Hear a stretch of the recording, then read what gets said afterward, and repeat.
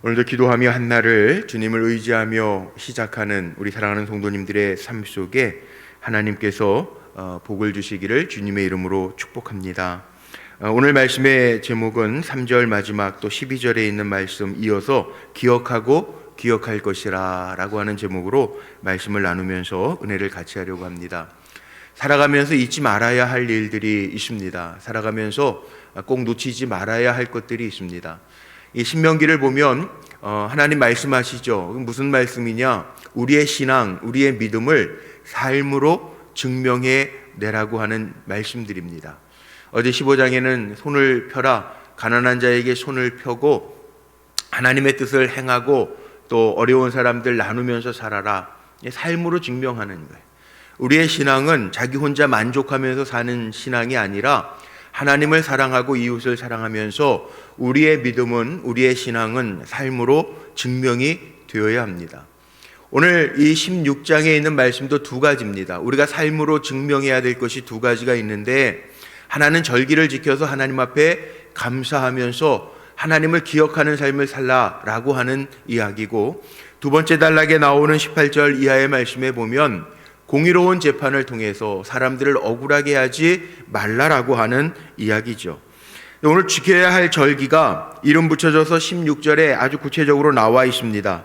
1년에 3번 꼭 지켜야 될 절기가 있는데, 기억하고 기억해야 할 것이 있는데, 무교절, 77절, 초막절, 이렇게 성경의 16절에 분명하게 나와 있죠. 하나님 앞에 지켜야 할 절기입니다.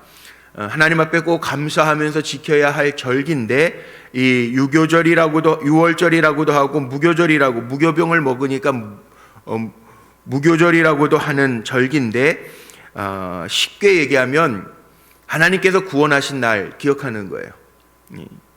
아비볼 14째 날서부터 7일 동안 지키는, 오늘날로 얘기하면 해방절기 같은 아주 큰 절기입니다. 이스라엘 사람들, 그 유대인들은요, 이 유월절 지키는 것을 얼마나 크게 지키냐 하면, 우리식으로 얘기하면 8.15 해방절하고 똑같은 해방, 종되었던, 애굽에서 종되었던 곳에서 하나님이 기적처럼 그 밤에 인도하여 내신, 그래서 1절에 아주 나와 있죠. 유월절을 행해라. 이는 아비벌에 내 하나님 여호와께서 밤에 너를 애굽에서 인도하여 내셨습니다. 해방절과 같은, 또 우리 기독교인들이 지키는 부활절과 같이 크게 지키는 절기 가운데 하나입니다. 해방되어서 구원의 기쁨을 누리는 날, 이게 유월절이에요. 근데 그 유월절을 지키면서 무교병을 먹으라는 거죠. 유월절 제사를 드리되 3절에 보니까 유교병 그것과 함께 먹지 말고 1회 동안, 7일 동안에는 무교병과 쓴 나물 급하게 발효할 시간도 없이 급하게 나온 것을 기념하면서, 하나님이 건져내신 것, 우리의 힘으로 나온 것이 아니라 우리는 급하게 순종했을 뿐이지 하나님이 건져내셨다. 10가지 재앙 가운데 마지막 장자 재앙을 통해서 유월절, 이 말 그대로 패스오버거든요. 건너뛰시면서 구원하셨던 날을 기념하면서 하나님께서 구원하셨기에 무교병과 쓴 나물을 먹어 이 일회 동안에 하나님이 우리를 구원하셨다라고 하는 것을 내 평생에, 3절 마지막에 항상 내가 애굽 땅에서 나온 날을 기억할 것이라. 내 평생에 항상 기억해야 할 것. 하나님이 구원하셨다. 난 하나님이 살리셨어. 난 하나님의 것이야. 그것을 기억하면서 살라고 하는 말씀이에요.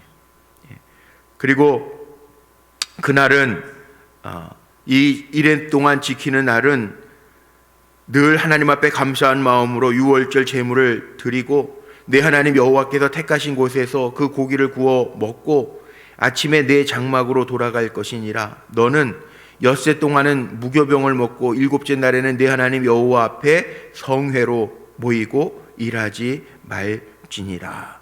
하나님의 명령이에요. 감사하면서 지키라는 거예요. 하나님이 백성 택하여 주셨다라고 하는 것을 기억하면서 살라고 명령하셨어요. 나중에 이거 이스라엘 백성들이 자녀들에게 가르치지도 않고 그래서 무너지잖아요. 그런데 하나님 지키라고 명령하셨어요. 사람이 안 지키는 거지 하나님은 잊을까 다 아셔서 내 평생에 항상 감사하는 마음으로 이 절기를 지켜라. 두 번째 절기가 나옵니다. 여기 9절부터 나오는 그 6월절서부터 일곱째 7주를 지난 후에 그 다음 날을 뭐라 그러죠? 우리가 오순절. 우리 얼마 전에 지금 성령 강림절 후 두 번째 주일 지난 주일날 지켰으니까 이제 3주 막 지났네요. 성령 강림절이 있어요. 오순절. 구약 성경에 나오는 오순절, 이 신약의 성령 강림의 임함하고 똑같죠. 출애굽기 19장 18절에 나오는 것처럼 하나님이 직접 이제 이스라엘 백성을 광야에서 만나 주시고 이끌어 주신 날 오순절. 신약 성경에 표현하면 성령 강림절, 또 다른 말로 표현하면 7.7절, 6월절이 지난 1회 동안이니까 7주 지난 후니까 7일 곱하기 7, 그래서 7.7절이라고도 명명을 하기도 해요.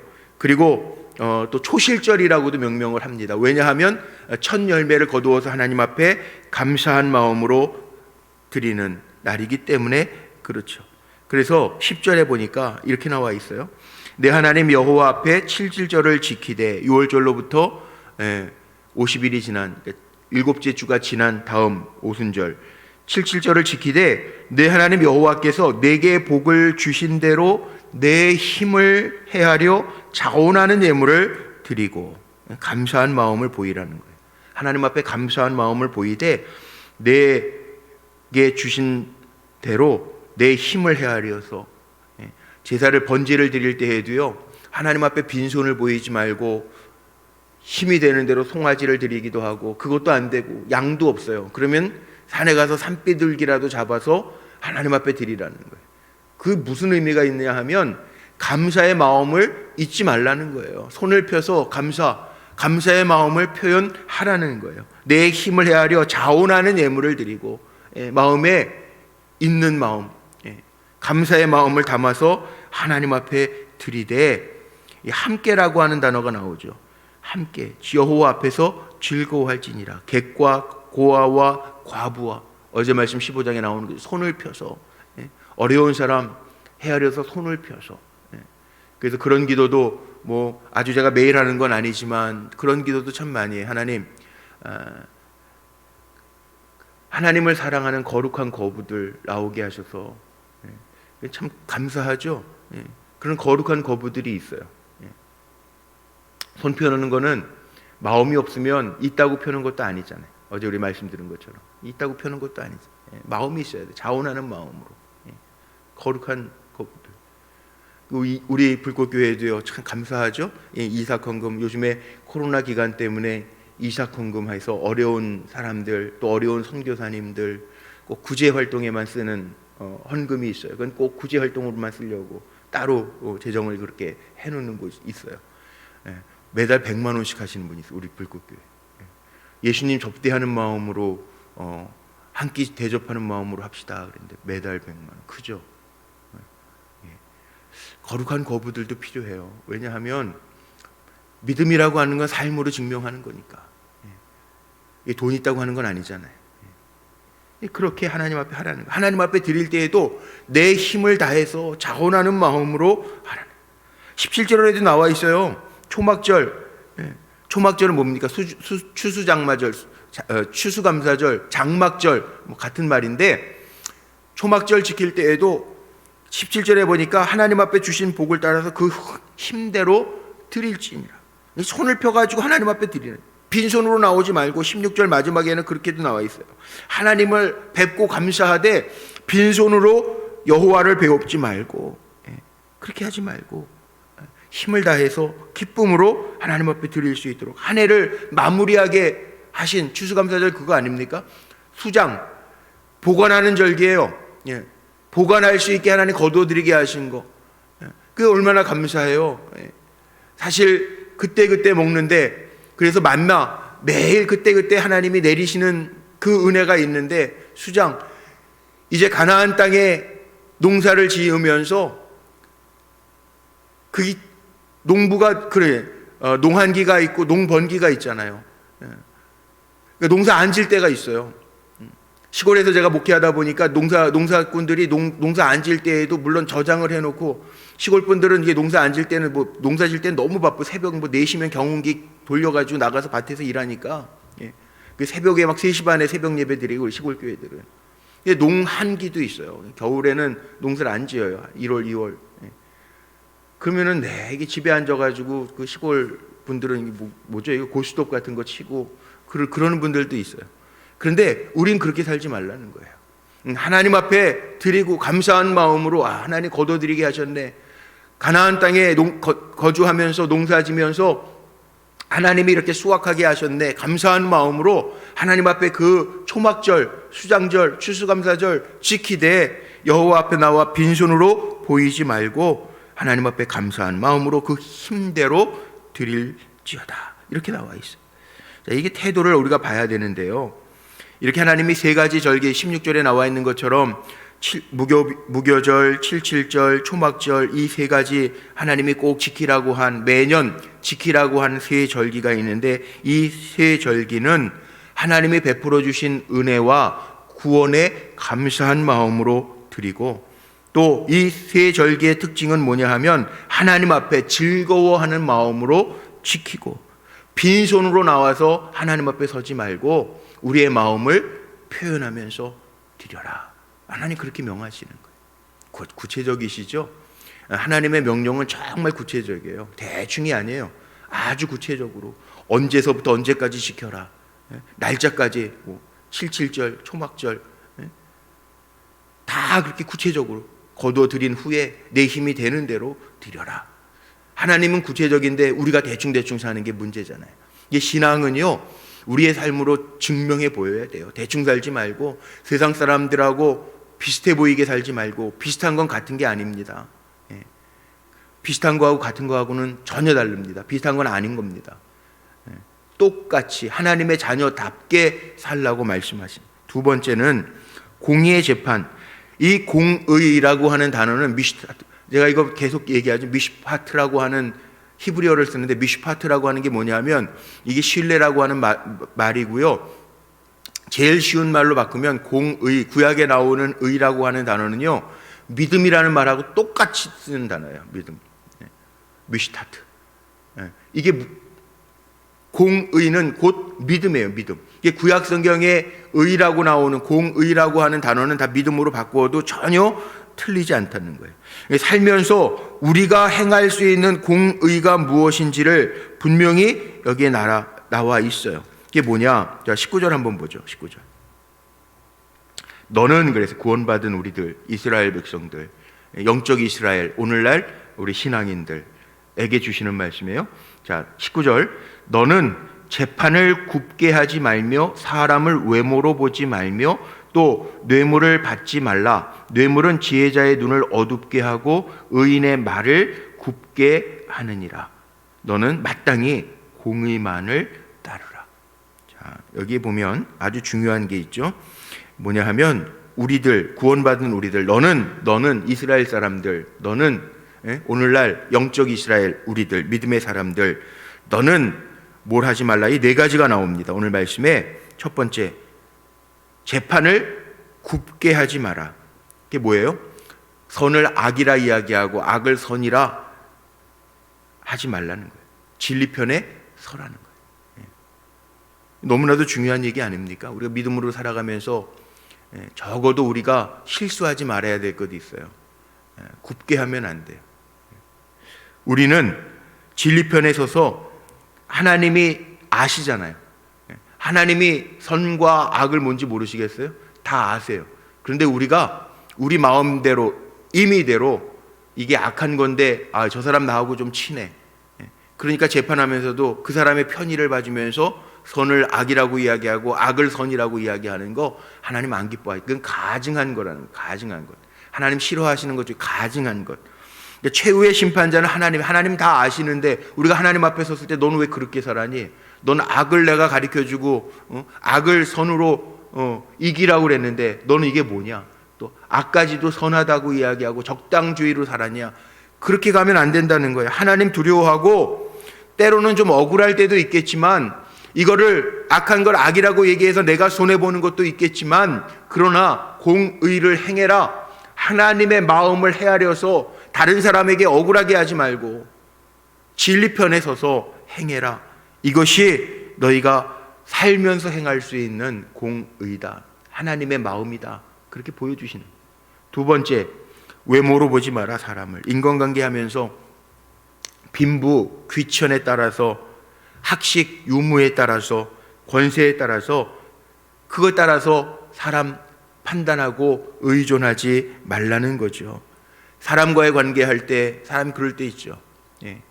어떤 관계를 하거나, 아니면 이해관계에 얽혀 있거나, 아니면 예를 들면 자녀들 혼사 문제나, 아니면 사업 파트너 선택할 때나, 그럴 때 사람은요, 눈에 보이는 거에 따라서 달라질 수밖에 없는 마음의 구조를 가지고 있어요. 하나님이 아시는 거예요. 우리를 너무나도 잘 아시는 거예요. 그러니까 세상 사람들은 그렇게 한다 할지라도 너는 재판을 굽게 하지 말고, 너희는 하나님의 은혜를 입은 너희는 사람을 외모로 보지 말고, 하나님 뭐라고 그러셨어요? 나는 사람을 외모로 보지 아니하고 하나님 중심 보신대잖아요. 사무엘 선지자를 통하여 하나님의 마음을 보여주셨어요. 사람들은 외모에 마음이 흔들릴 때가 있는데 여호와 하나님은 우리의 마음의 중심을 보신대요. 다 아신다는 거예요. 그러니까 너희는 하나님의 형상대로 하나님의 은혜를 받은 우리도 하나님의 그 마음을 헤아려서 너희는 사람을 외모로 보지 말고, 강한 자에게 비굴하지 말고, 약한 자에게 힘 있다고 그러지 말고, 강한 척하지 말고, 사람 외모로 보지 마. 나도 외모로 안 봐. 중심 봐. 그러니까 그렇게 하지 마. 권세 있다고 거기 가서 굽실거리고 비비고 그러지 마. 하나님 말씀하시는 거죠. 선입견 버리고 힘 있다고 의존하지 말고, 하나님의 자녀답게 당당하게 살 때 나쁜 건 나쁜 거라고 이야기할 수 있어야 되고, 선한 것을 악이라고 말하면 안 되고, 사람 외모로 취하지 말고, 그 다음에 또 뇌물을 받지 말라. 뇌물. 이게 옛날 성경에는 뇌물이 사람의 마음을 빼앗는다, 이 잠언에 보면 그런 말이 있는데, 요즘 개역 개정판에 보면 선물로 바뀌었어요. 뇌물하고 선물은 조금 다르겠죠.